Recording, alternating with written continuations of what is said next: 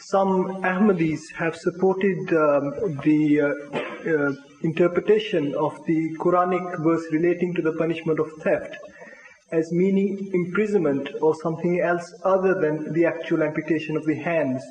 Is such a view valid, particularly since it's contrary to the practice of the Holy Prophet, or so it appears? It all stems from a meaning attributed to Qat-e-Yad.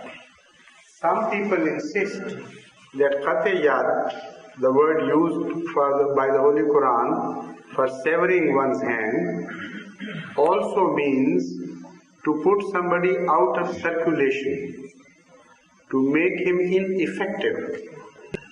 And they also quote from the Holy Quran referring to the verse Tabbat yada abi lahabin wa tab. And it says that virtually, practically, no, not virtually but practically and literally, the hands of Abu Lahab were never severed and they remained intact and healthy. They were not destroyed. But virtually he was destroyed and he was made ineffective in his efforts to destroy Islam.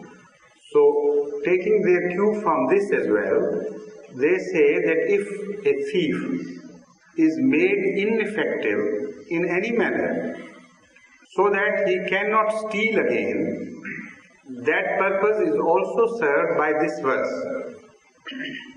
So that is why they say it, but it's an open question. It has to be investigated and found out definitely to what extent. But as far as the practical, the first literal translation is concerned, we know positively that Hazrat Muhammad Mustafa sallallahu alaihi wasallam ordered the severing of hand, and one should not be ashamed of this. If you are running away from this through shame, being ashamed of an Islamic teaching while you are facing a modern world, this is the wrong attitude. Because that will be insulting Hazrat Muhammad Mustafa sallallahu alaihi wasallam too. Because if an act is to be ashamed of in his time, then it should be an act of shame for this time as well, and vice versa. So that is nothing to be ashamed of. In fact, as I mentioned earlier, the Islamic system of punishment has to be examined in context of Islamic moral teachings and the atmosphere of high moral standard which Islam endeavors to establish in a society. When that happens, then the society rises to such heights as crimes become very rare and unnatural. Without creating that society, if you go for criminal punishments, you will be doing great injustice to Islam.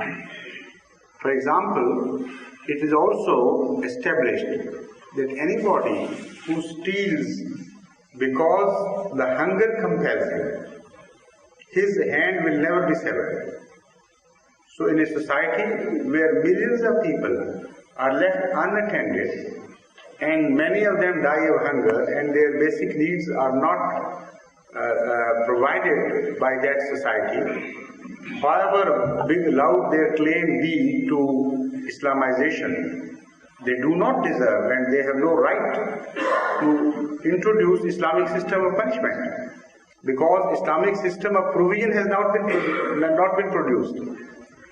An Islamic system of morality has not been introduced. So to go for Islamic punishment without all these prerequisites is totally wrong. This is why it looks so strange. And then there is Islamic standard of evidence, and the whole society is turned into a truthful society. Without that, if you, for example, introduce the Islamic system of punishment for fornication or adultery in a country, I shouldn't name any country because they would be hurt, maybe. But there are certain countries where it is a common crime, and it's a common crime to tell lies. and for 5 rupees or so you can buy evidence. So if Islamic system of punishment is introduced in such a country, what would happen? That the few people who do not indulge in fornication, they would be killed and they will be lashed by those who indulge in fornication. And it's so easy for them to produce false evidence. So if the standard of evidence is totally un-Islamic, how can you introduce Islamic system of punishment? It is putting the horse before the cart before the horse. First create the prerequisites which Islam creates with effort and labor. And Hazrat Muhammad Mustafa sallallahu alaihi wasallam created with great endeavor. Then you have a right to introduce the punishment part, which will come in the end, not before.